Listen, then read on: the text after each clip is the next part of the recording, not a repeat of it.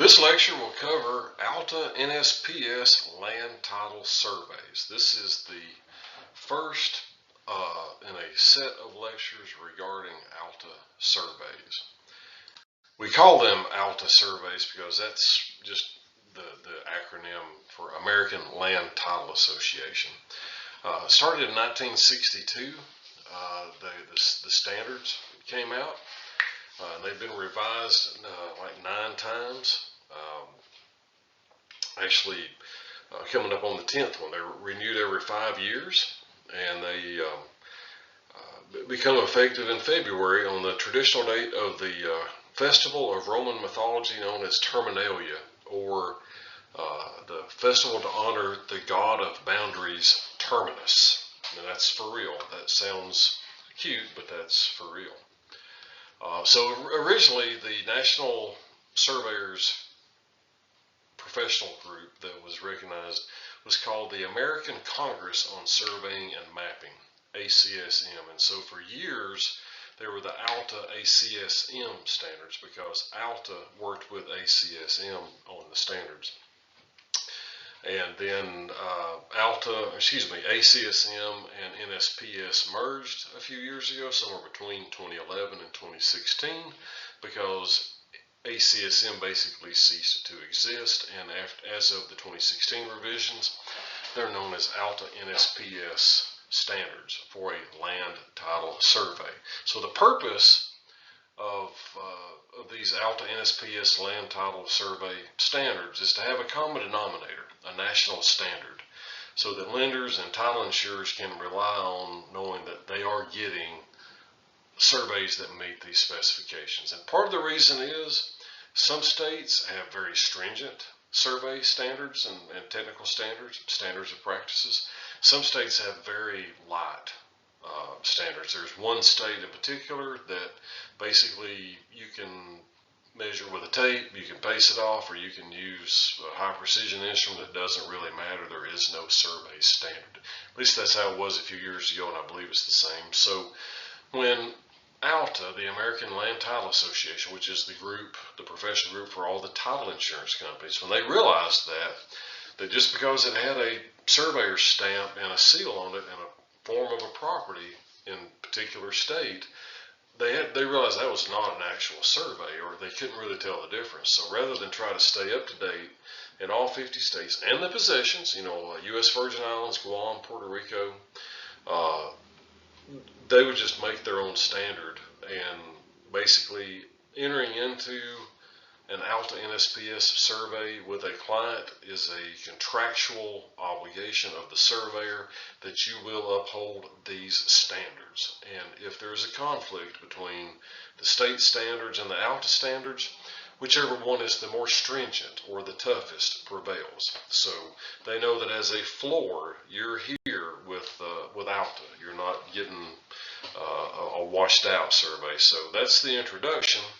And these are the actual standards. These following dozens of slides are taken from the ALTA standards. Now this is the survey specification section of the ALTA standards. If you look at the Word document or the PDF that you can download or that is provided, then you'll see that there's more to it than what we'll cover in this lecture.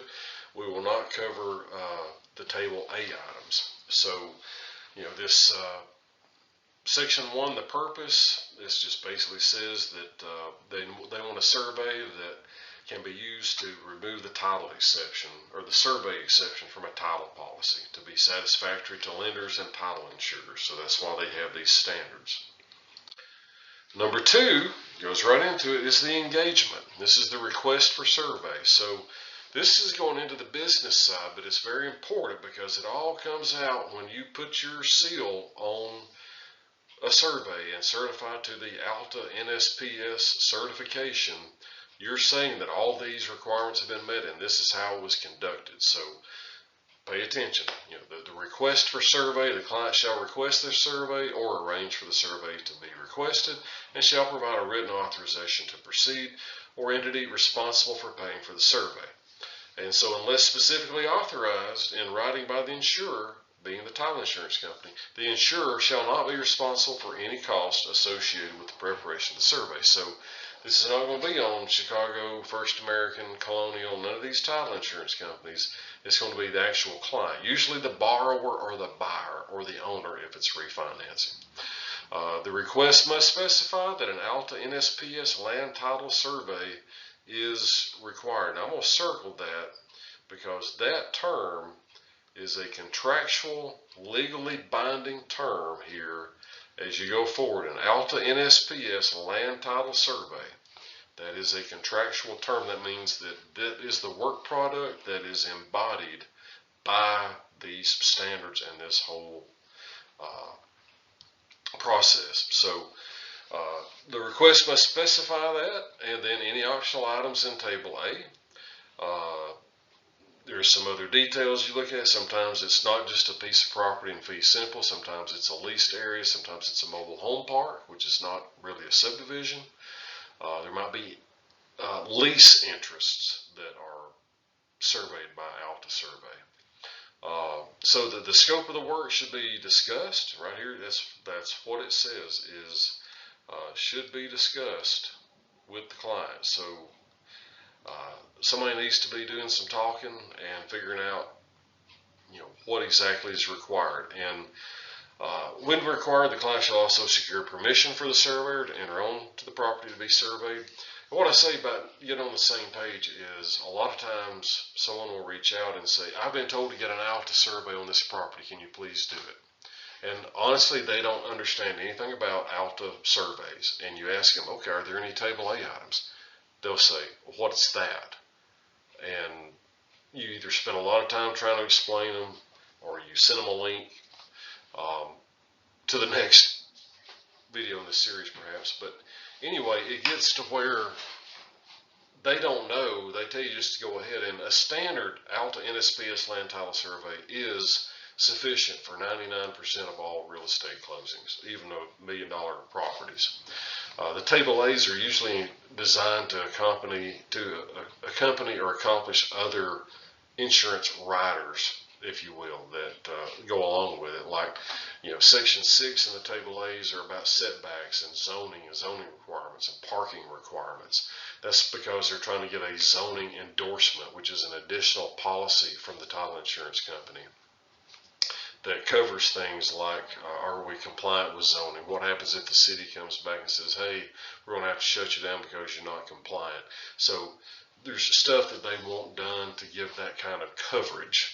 But as far as insuring a piece of property, the basic ALTA NSPS land title survey with no additional Table A items is totally sufficient for almost any real estate closing or insuring any piece of property.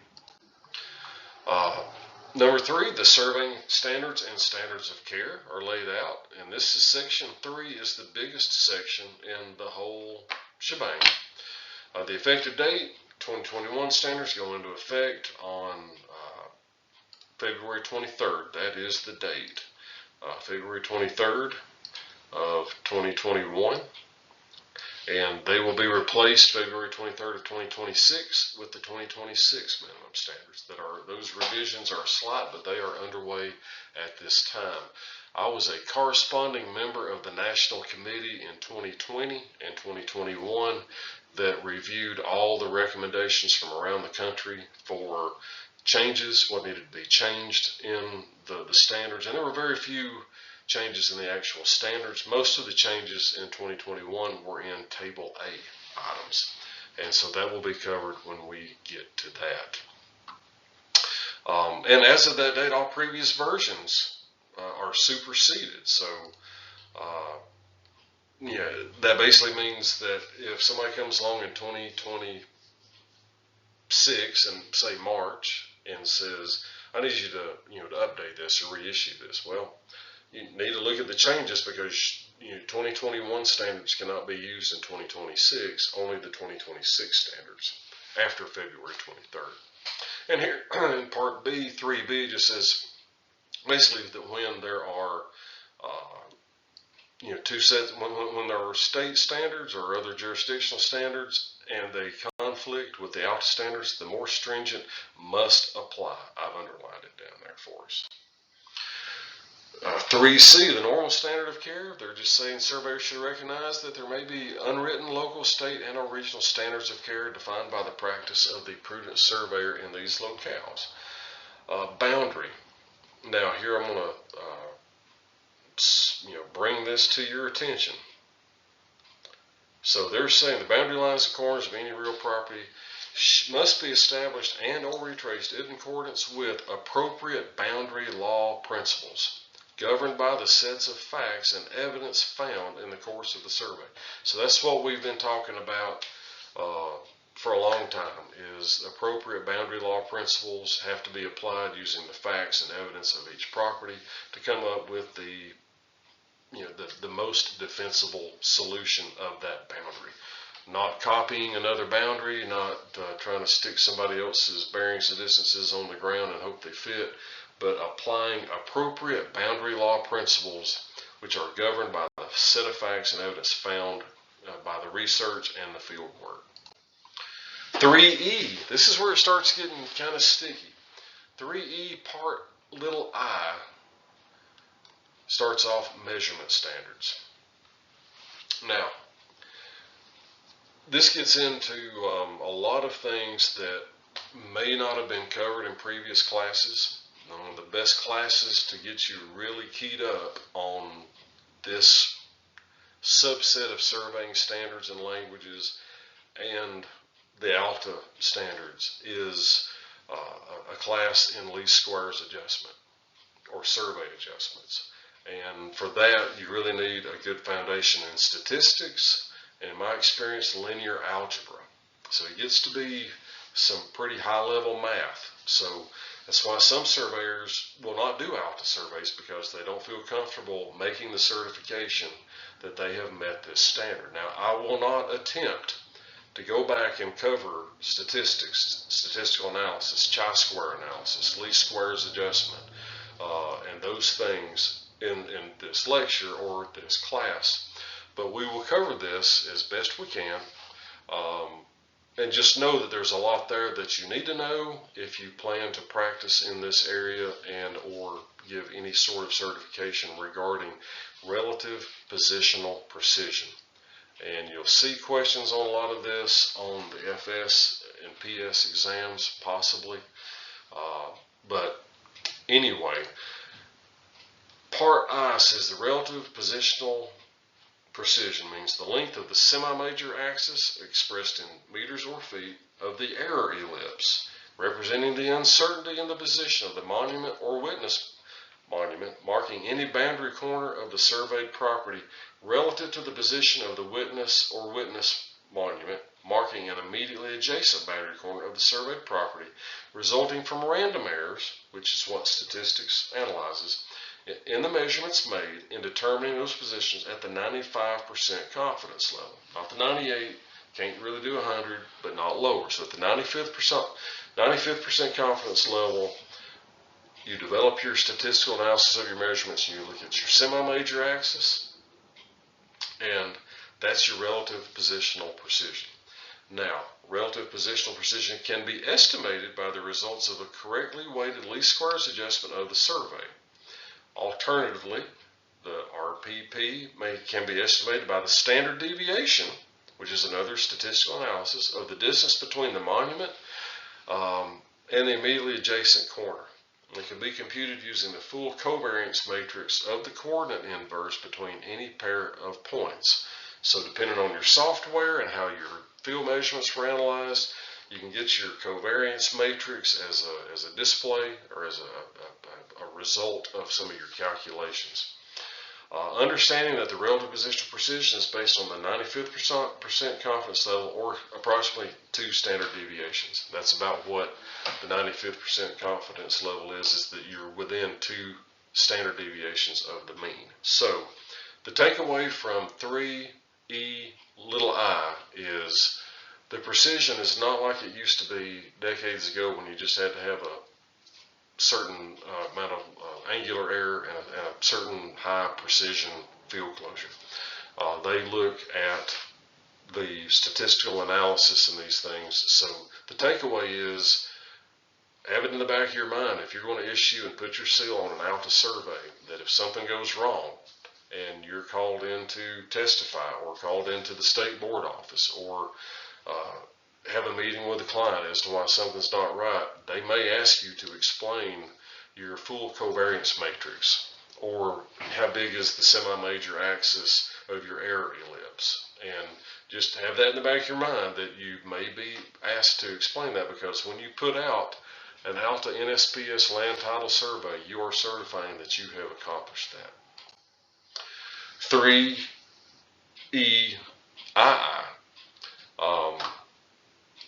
Basically, this just says that boundary lines and corners may have uncertainties resulting from four sources: the availability of the monuments, including the condition, the history. In other words, if it's a wobbly pin, maybe that results in some potential error or difference or uncertainty, you might say, as compared to previous positions.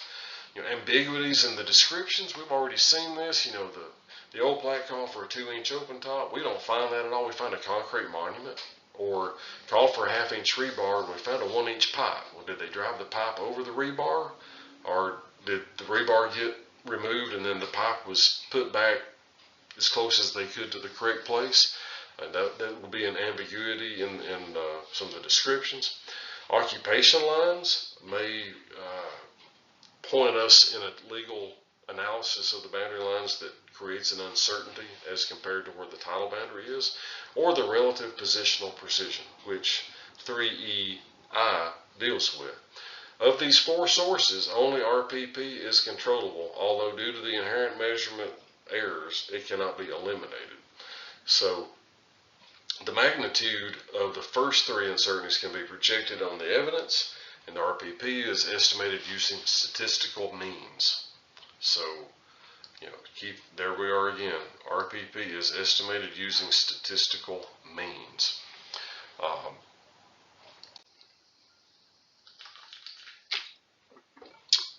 3EII says that the first three of these sources must be weighed as part of the evidence in the determination of where the surveyor's opinion the boundary lines and corners of the surveyed property should be located.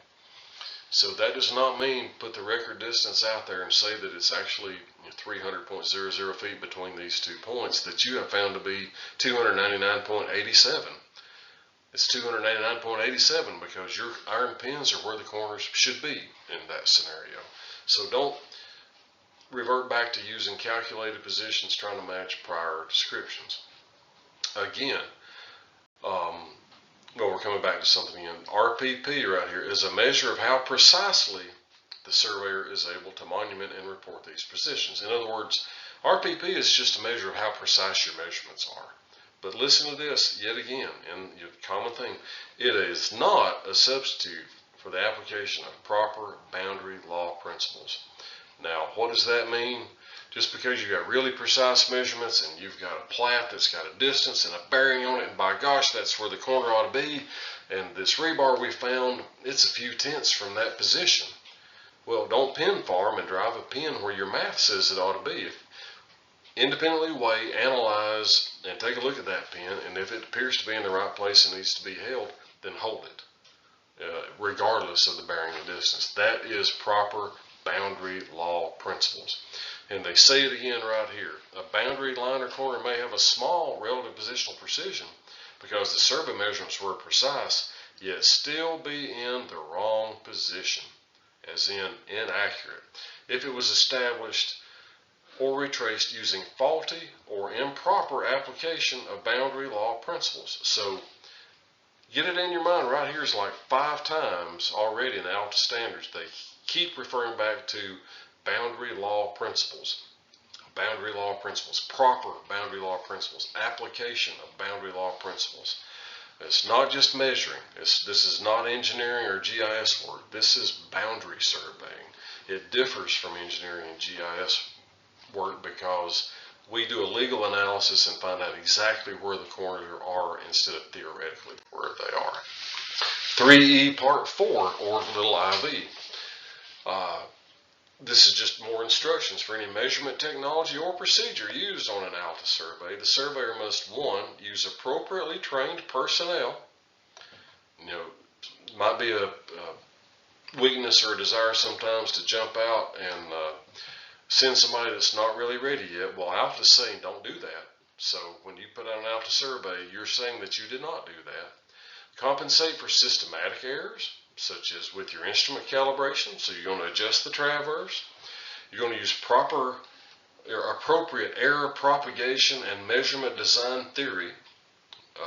And they say selecting the proper instruments, geometric layouts, field and computational procedures. So how you get your statistical analysis and your closure and your relative positional precision. You do that to control random errors such that the maximum allowable relative positional precision, RPP, outlined below is not exceeded. So, part 5, what is that RPP? 2 centimeters, or 7/100 of a foot, plus 50 parts per million, based on the direct distance between the 2 corners being tested. So, 50 parts per million is something like 0.00001, like 1/10,000. I guess it's 1 in 10,000 basically is what that is.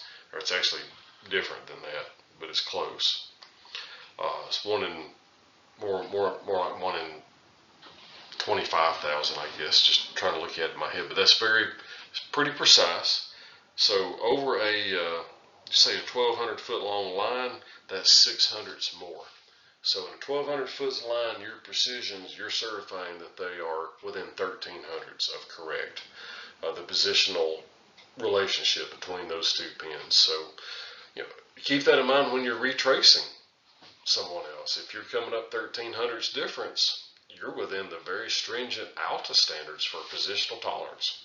That's not bad, 1/1300 in a 1,200 foot line, but it could be 7/100 in a 10 foot line. It's just a little bit more than a 1/2 tenth.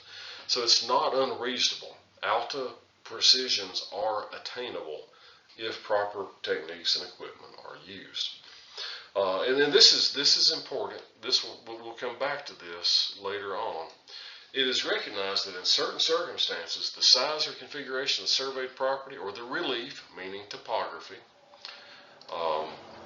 vegetation or improvements on the surveyed property will result in survey measurements for which the maximum allowable RPP may be exceeded, in which case the reason shall be noted pursuant to section 6BX below. Now we're not there, but that's over in the plat requirements. So what that's saying is, especially with total station days, if you're in a swampy area or a mountain, very steep area that might have both of those have some kind of unstable soil conditions to set the instrument up in. Sometimes you have some terrible backside distances imbalances. You might have a 80 foot backside and a 400 foot foreside, and you might be dead level on the foreside and on a 65 degrees anything on the other. So there's lots of ways to pick up. The very best you could do was a closure precision that was not all that great. Now when you run a statistical analysis using the ALTA criteria, you don't meet it. You did the best you could. Returning angles is not helping. Reshooting the distances are not helping. It just is what it is. Now it's almost impossible if you use good redundancy techniques and good observations with GPS equipment and multi-frequency spectrums with different geometries or constellations to not hit this type precision using GPS equipment. But with total station work, it was not all that hard to fail to comply. Now we move to part 4. We're out of the measurements. Parts A and B says that this is also interesting. Surveyors from around the country will talk and debate this. The caption is, it is recognized that for the performance of an ALTA NSPS land title survey, the surveyor will be provided with appropriate and, when possible, legible data that can be relied upon in the preparation of the survey. In order to complete an ALTA NSPS land title survey, the surveyor, and I've highlighted this, must be provided with the following. A, what you would expect, the current title description, title package, documents, exception documents. B, complete copies of the most recent title commitment. The title commitment is B, and if they don't have a title commitment yet, they should give you other title evidence, such as a title certificate, title report, title abstract. But what I was meaning to draw,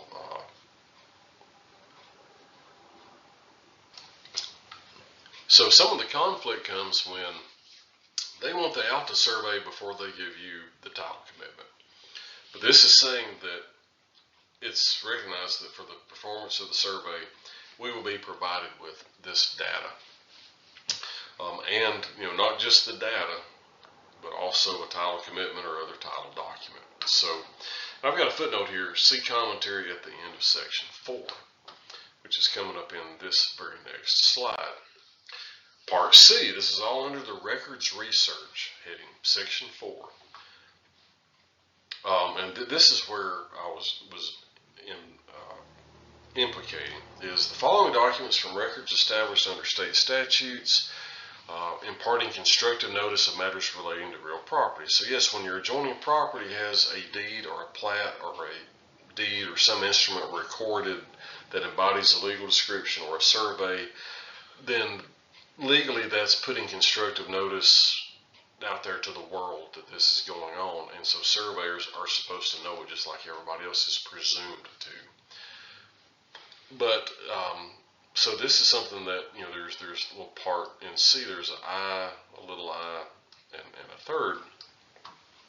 But the little I is current record descriptions of any adjoiners to be surveyed, or any adjoiners to the property that's to be surveyed. So any adjoiners of the surveyed property, somebody's supposed to provide to the surveyors their record descriptions. Now that doesn't happen very often. I've had it happen maybe 2 or 3 times in decades.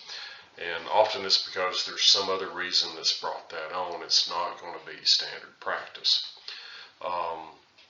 So that's of any property that abuts it except for where the adjoiners are in a platted recorded subdivision, in which case the recorded subdivision plat is deemed in ALTA and Georgia standards to be adequate. Any recorded easements, okay, that makes sense. Benefiting and burdening, so that's fine.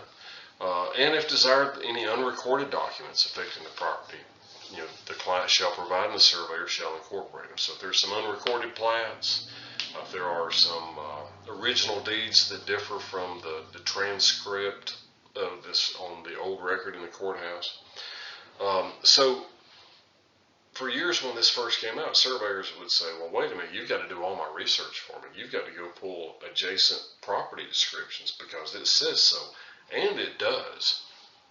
But an ALTA survey is more of a contractual guideline or framework or recommendation on what we're going to do.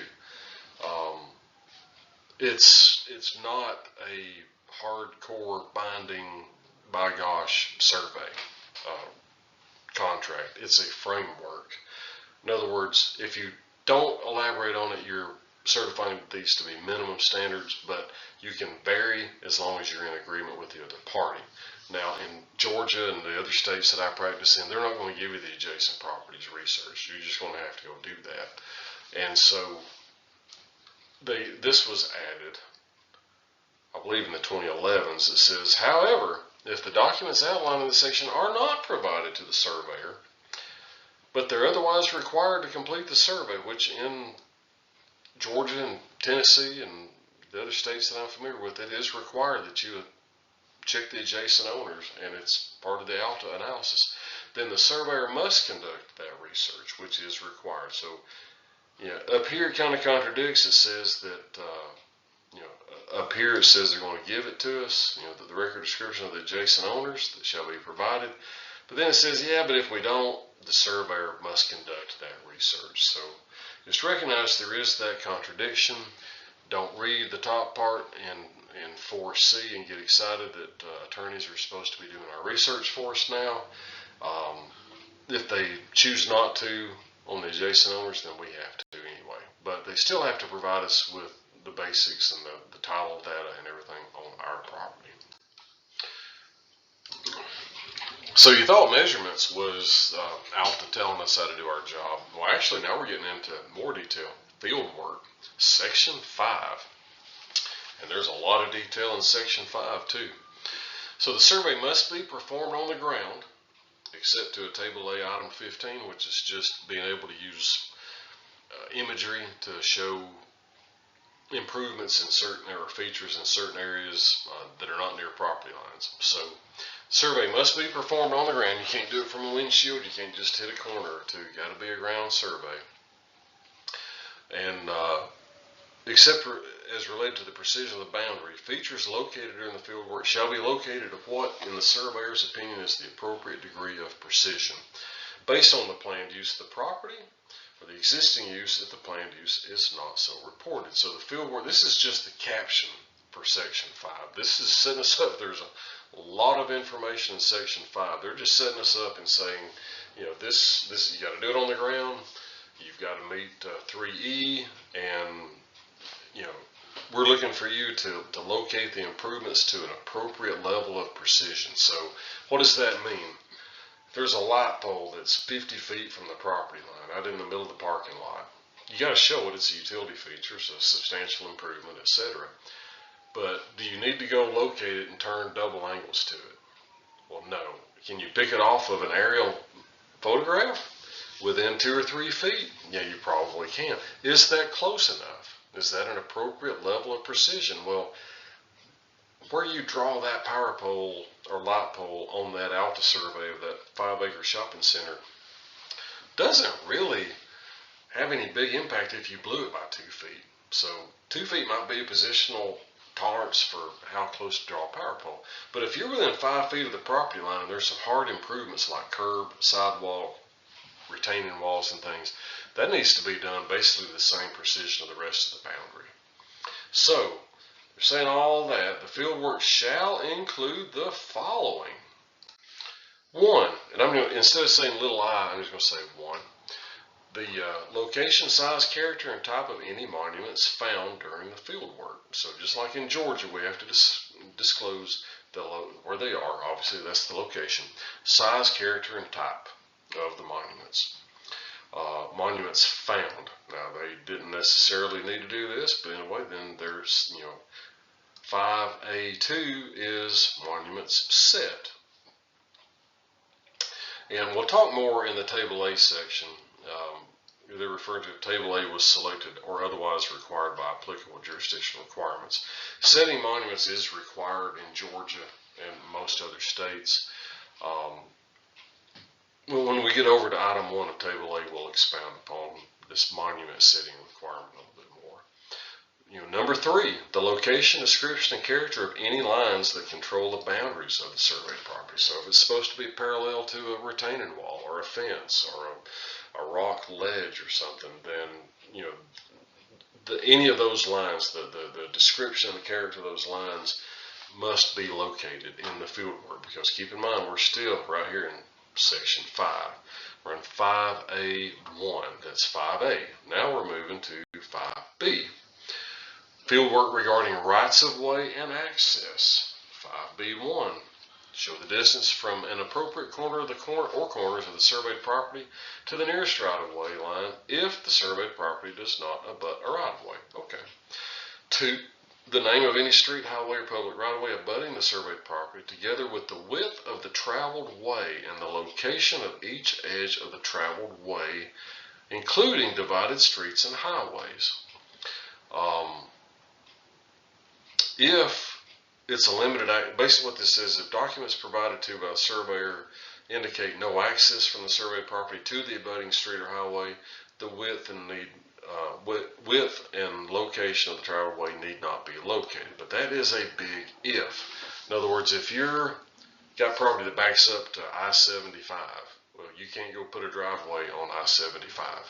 You have to go to an exit, and there's a whole process.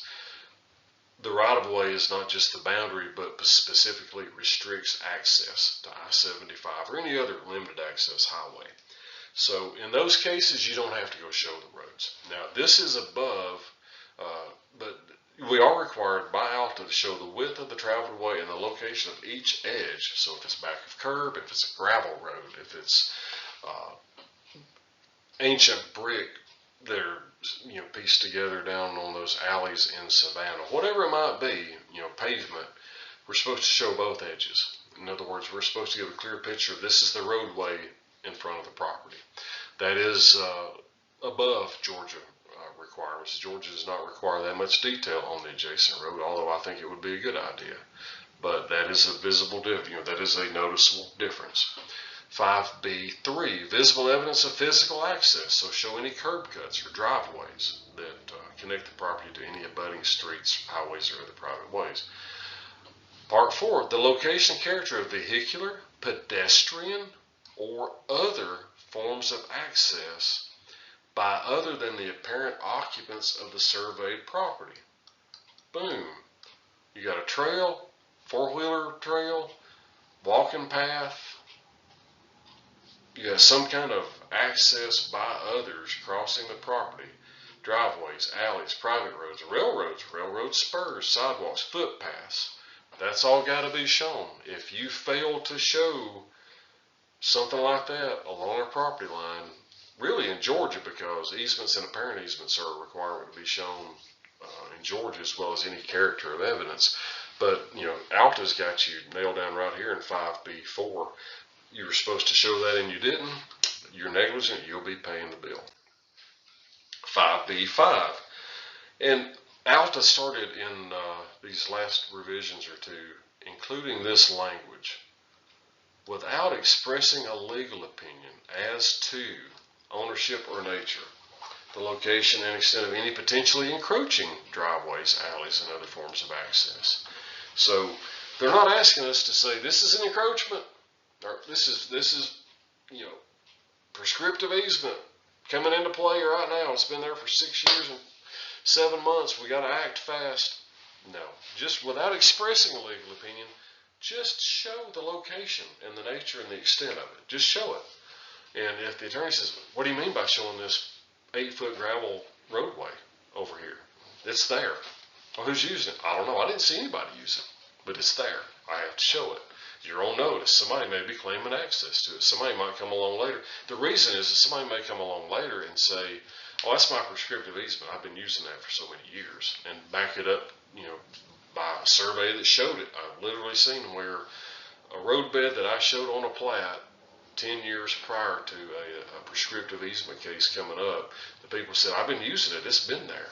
And they used our plat for my client, their opponent in court, to support their claim.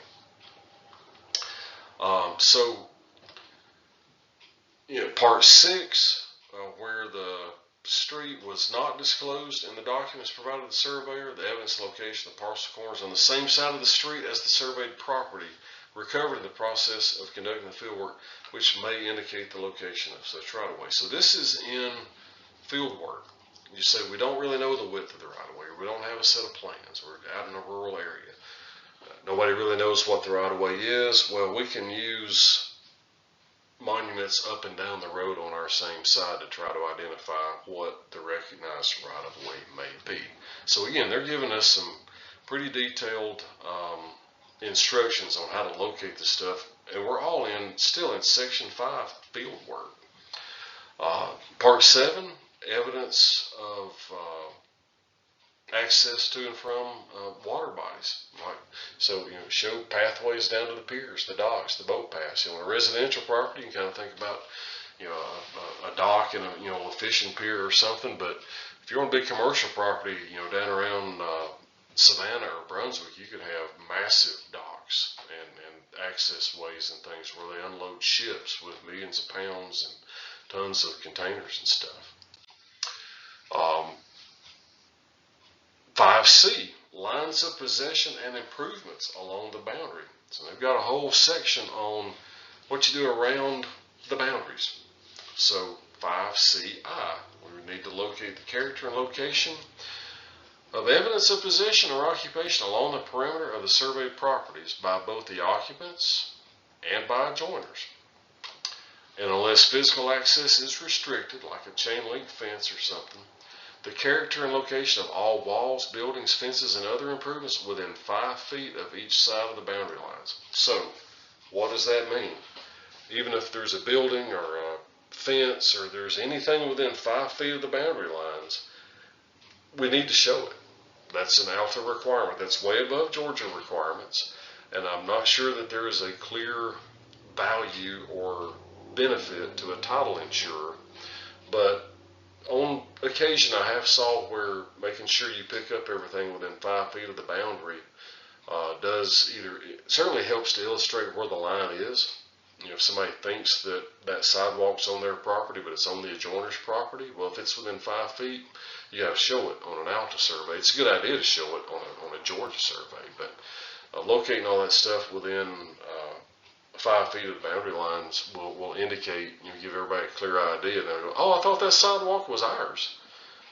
That shows it's on the adjacent property. Are you sure that's right? Well, and can bring healthy discussion. Trees, shrubs, brushes, and other vegetation need not be located unless they are deemed to be evidence of possession or occupation. So if we're possessing 5 feet over the line to a hedge bush, then we need to show the hedge bush and say, subject property's occupation extends to hedgerow, 5 feet east of property line. Here we come back to this same nice language again. Without expressing a legal opinion of the potential encroachment, we need to locate the evidence, location, and extent of potentially encroaching structural appurtenances and projections observed in the process of conducting the field work. List a whole thing, big old whole list of things that it could be. By adjoining property or onto adjoining property or onto rights of ways, easements, or setback lines. So we talk about encroachments. Title examiners, banks, and lenders, they're really interested in encroachments. They don't want encroachments to exist, basically, but because they're usually bad. They are an adverse fact of, basically of a trespass. Now, they will want you to call out encroaching. I want an encroachment table. Someone will say, I want an encroachment table. I want a list of every encroachment on the property. Well, let's come back to this. Legal opinion. So, an encroachment is an unwanted trespass by one party onto another party's property. That's what an encroachment is. That is where if I, ignorant of the line or not, go out and clear off some of your property and build a dog lot on your property, or at least half on your property.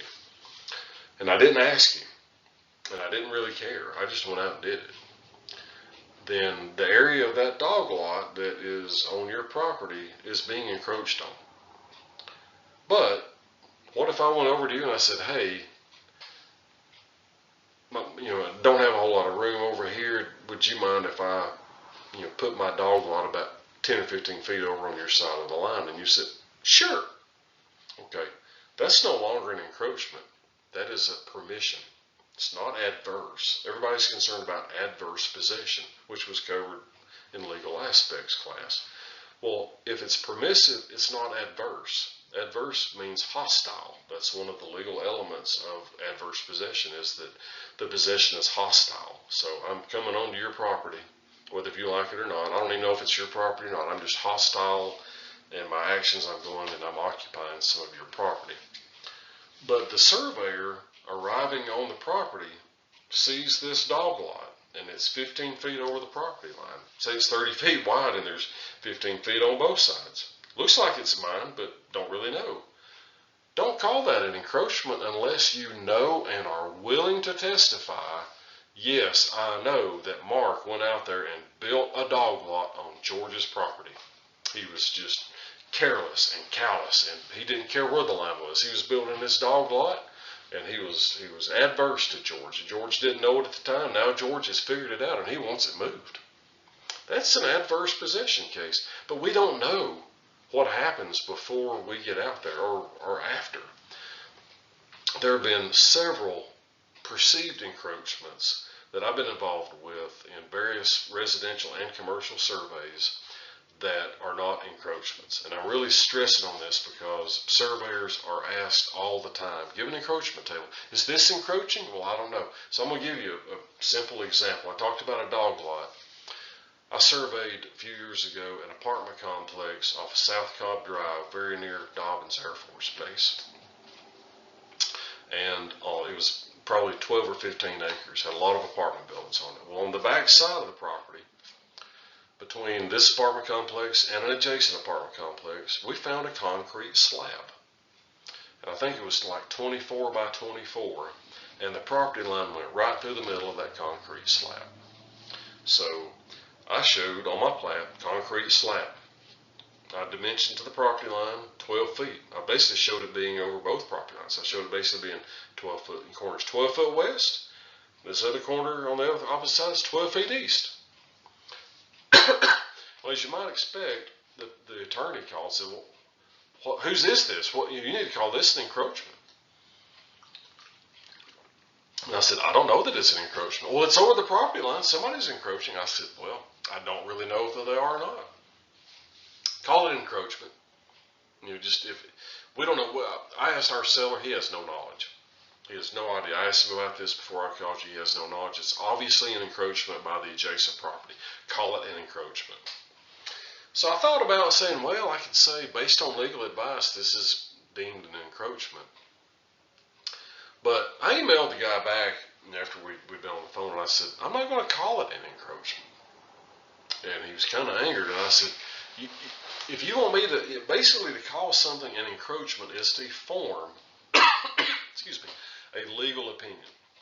And I don't have enough information to form a legal opinion. And you attorneys don't want me forming legal opinions. But an encroachment is an unwanted, hostile trespass by one party onto a party of another.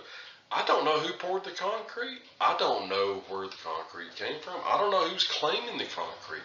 It's a concrete slab. It means nothing. I mean, it's been there for a long time. It's not fresh concrete. So, long story short, they kept digging back and researching and calling people because they wanted me to remove that. I'm like, you go tear the concrete up and I'll take it off my plat, but I'm not going to call it an encroachment. How do I know that our people are not encroaching on the other neighbors by 12 feet? Come to find out, this is a lesson worth learning, I think.